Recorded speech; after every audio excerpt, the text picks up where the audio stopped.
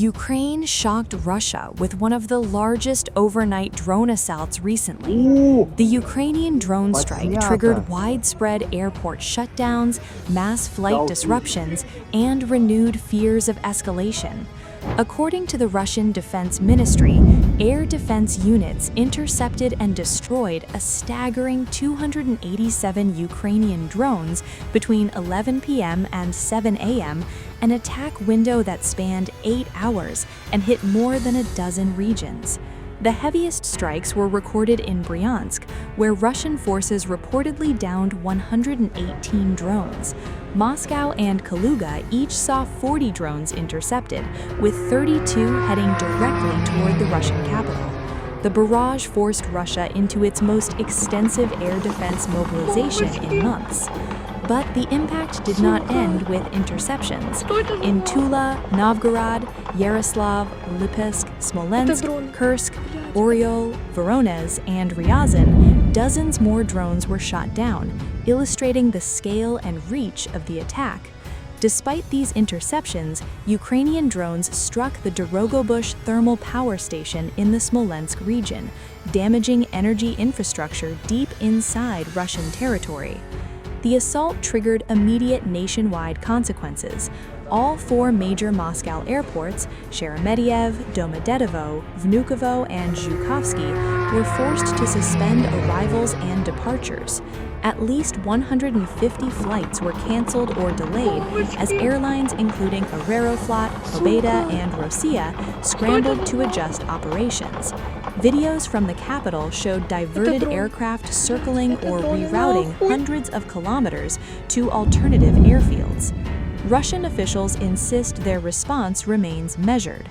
According to the Defense Ministry, Moscow is carrying out precision strikes solely on military and defense industrial facilities inside Ukraine, a message intended to frame its actions as restrained compared with attacks on Russian civilian infrastructure.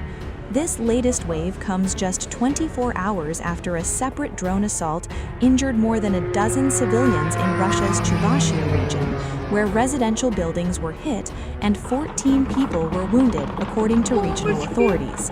With 2 large-scale drone attacks occurring within days, concerns are rising that the conflict is entering a volatile new phase, defined by deep-reach strikes and escalating retaliatory measures.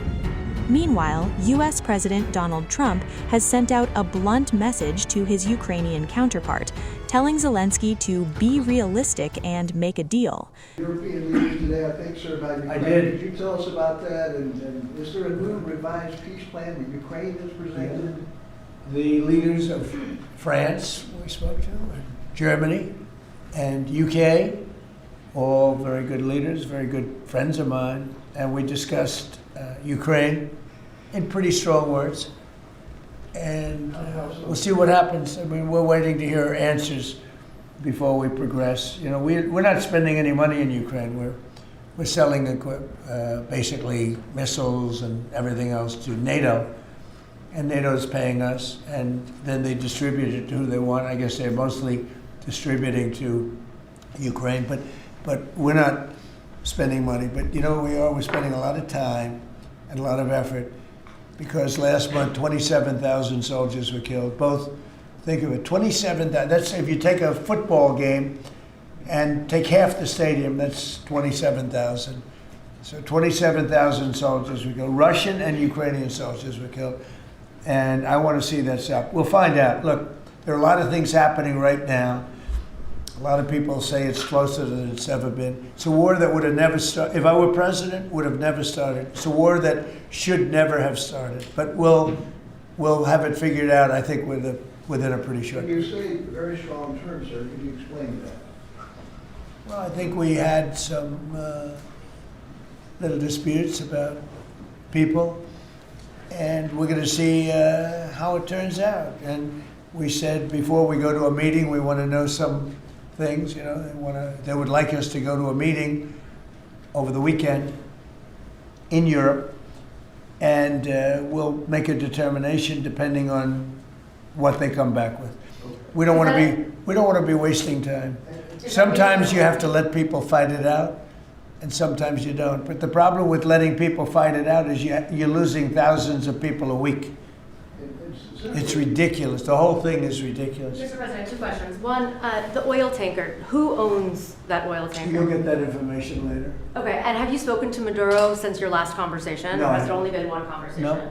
And when you say that the European leaders want to have a meeting over the weekend, are you talking about with Zelensky or with them? With Zelensky and us. And you said in an interview yesterday that you think it's time for Zelensky to start accepting things. What things are you talking about? I think he has to be realistic, and I do wonder about, how long is it going to be till they have an election?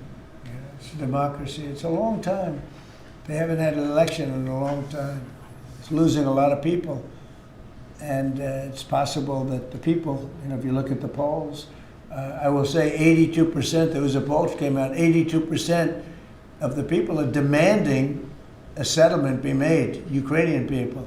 They want to see a settlement be made. I understand that. They're losing thousands and thousands of people a week. They want to see it ended.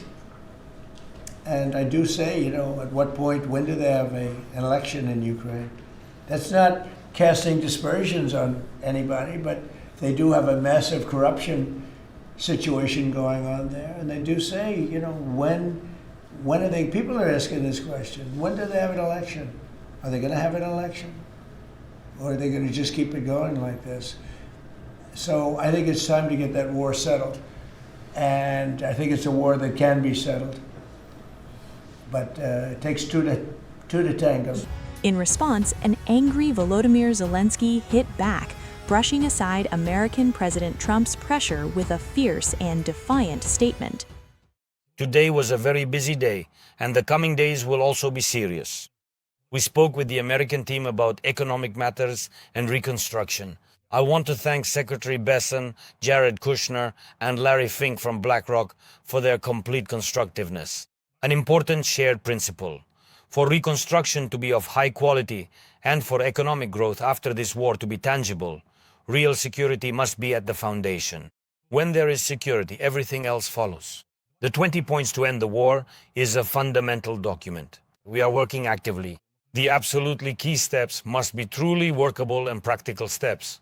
From this important document, we are currently developing 2 additional, more comprehensive documents, at least 2 documents. And the first of them is about security, on security guarantees for Ukraine with the United States of America, and also about the economy, on reconstruction and joint investments. Today we work specifically on the economic document. And together with me on the Ukrainian side were Ukrainian officials. Prime Minister of Ukraine, Yulia Sviridenko, Deputy Prime Minister Kachka, Ministers Sybiha and Sobolyev, and the First Deputy Minister of Foreign Affairs, Kyslytsya. Our defenders are also represented in all discussions. Today, General Hanatov joined us in the economic discussion. The principles of the economic document are completely clear. With the American side, everything is clear on this matter. I want to thank you for today's meeting in the VTC format, in video format. There will be a plan of economic measures. Europe will also join us in the reconstruction. Absolutely. In the near future, we plan to work on the other 2 documents as well. Rustem Umerov continued the conversation. Tomorrow we are preparing a meeting of the Coalition of the Willing. More than 30 countries that, together with Ukraine, are working for security on land, in the air, and at sea. Next week we will coordinate with Europe, including in bilateral formats. Ukraine is working quickly. Every visit, every negotiation we have always yields practical results, first and foremost for our defense and for our resilience. Today our combat aviation has been strengthened. Thank you. The details are not public yet, but we are constantly adding strength in the sky. Today, there is also an additional sanctions measure in Europe. There will be more sanctions against Russian tankers and the entire infrastructure for transporting Russian oil. And that is the right thing to do. In December, Ukraine will also present its own package of sanctions against the tanker fleet that is supporting the war. And we will extend this pressure in joint formats with our partners. There will also be new measures against Russian propagandists. Today, there was also a report from the head of the Foreign Intelligence Service of Ukraine, including on the enemy's economic situation and the growing dependence of Russians on China. In Russian history, no one has ever surrendered sovereignty so much in favor of China or any other stronger nation. It's phenomenal how much Putin is willing to pay just to avoid ending this war. But the world still has enough power to end this war, to force Russia to do so. Peace, we need peace. I want to thank everyone who is helping. One more thing. Today I spoke with representatives of the Verkhovna Rada of Ukraine. We had a substantive discussion. I will not allow any speculation against Ukraine. If our partners, including our key partner in Washington, if our partners talk so much and so specifically about elections in Ukraine, about elections under the legal regime of martial law, then we must provide Ukrainian legal answers to every question and every doubt.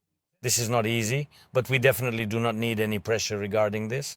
I expect that the members of the Ukrainian parliament will propose their own vision. Security challenges depend on our partners, primarily on America. Political and legal challenges must be addressed by Ukraine, and that will happen. Glory to Ukraine.